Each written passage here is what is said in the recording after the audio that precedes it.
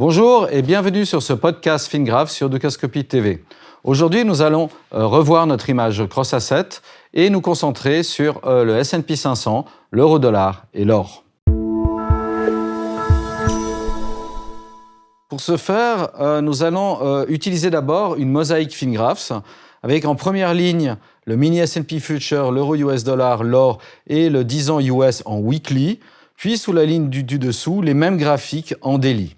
Ce qu'on peut voir rapidement, c'est que pour l'instant, selon nos algorithmes, le S&P est toujours dans une tendance à la hausse et souffre d'une correction intermédiaire. On va se poser la question ici, est-ce que c'est une opportunité de buy the dips ou alors est-ce le début d'un retournement ? Sur l'euro, on est dans une tendance à la baisse.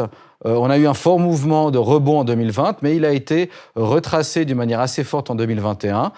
Ce retracement a fait pratiquement 10 figures et on serait arrivé sur un bottom intermédiaire et on essaye de faire une correction haussière. On pense qu'elle n'est pas tout à fait terminée. Sur l'or, ça fait depuis août 2020 qu'on corrige, une consolidation assez plate, mais on pense qu'on devrait pouvoir voir une sortie à la hausse sur les prochains mois, potentiellement pour aller retester les plus hauts au-dessus de 2000 et le daily est en train de se positionner pour avec un uptrend. Enfin, sur les taux qui montent, c'est pas forcément de bon augure pour les risk assets. On pense qu'ils n'ont pas fini de monter pour l'instant et qu'on pourrait aller chercher ces prochains 1 ou 2 mois la résistance qui est au-dessus de 2, entre 2 et 2,2%. Effectivement, si on regarde le graphique daily, il est à la hausse ici.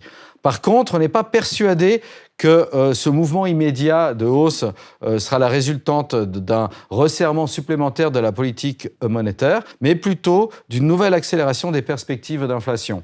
On pense que les incidences du resserrement vont plutôt intervenir à partir deuxième trimestre. Donc on a eu un premier sell-off dû à ces anticipations de resserrement. On pense que la situation va se stabiliser un petit peu et puis qu'on reverra de nouveau un stress sur les marchés dû à ce resserrement à partir du deuxième trimestre. Donc maintenant, si on regarde les graphiques, d'abord le mini S&P 500, on peut voir effectivement que la tendance long terme est encore à la hausse. On a plus ou moins atteint les objectifs. Si on prend le graphique plus grand, qui est un bi-monthly, on pourrait encore justifier de monter pratiquement jusqu'à 5000 sur les prochains mois. Mais on est dans une situation très exagérée déjà, puisque l'indice de risque est dans le rouge. Il ne s'est pas encore retourné, c'est-à-dire qu'il n'est pas encore ressorti de la zone de surachat. Donc, il ne confirme pas encore un retournement.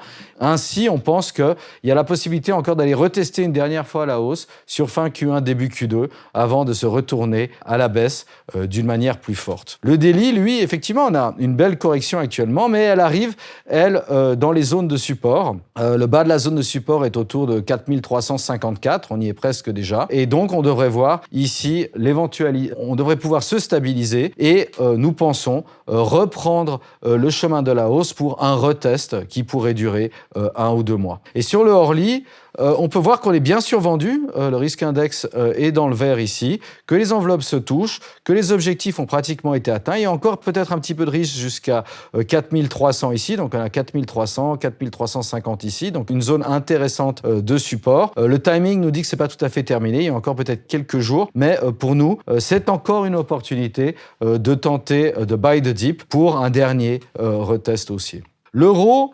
comme on l'avait dit, on est de nouveau dans un downtrend au vu de la forte correction qu'on a vue l'année dernière.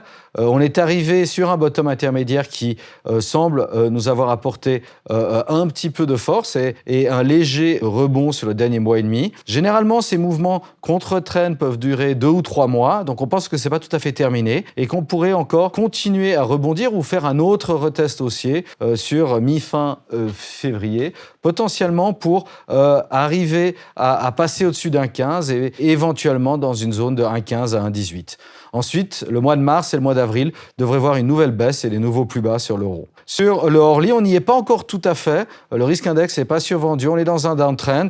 Donc, il faudrait peut-être encore attendre 1 ou 2 jours avant d'arriver sur un point de support et amorcer un nouveau rebond qui nous emmènerait sur le mois de février. Enfin, sur l'or, ce qu'on peut voir, c'est que la correction a été assez plate depuis août 2020. On pense qu'il y a effectivement un retest à la hausse. On ne parle pas de sortie à la hausse parce qu'on pense qu'elle va être d'assez brève durée, mais on peut la monitorer ici. On est de nouveau dans un uptrend en daily, des objectifs entre 1931 et au-dessus de 2000. Alors, on ne le voit pas ici, mais qui nous emmène au-dessus de 2000 sur le daily. Le risque index qui n'est pas encore suracheté. Donc, on pense à un rallye qui pourrait intervenir sur le prochain mois et nous emmener sur le nouveau plus haut. Ensuite, on est prudent sur l'or pour le reste de l'année, puisqu'on pense qu'un environnement de resserrement des taux ne sera pas forcément très avantageux pour les métaux précieux. À court terme, ce qu'on peut voir, c'est qu'on est dans une tendance à la hausse qui n'est pas finie et qui semble continuer. Alors, on a les premiers objectifs autour de 1860 ici. Et puis, pour le moment, le risque index, au lieu d'être suracheté, semble plutôt se détendre un petit peu pour créer le support pour une nouvelle jambe de hausse qui pourrait intervenir ces prochaines semaines. On vous remercie de votre attention et on vous souhaite une très bonne semaine.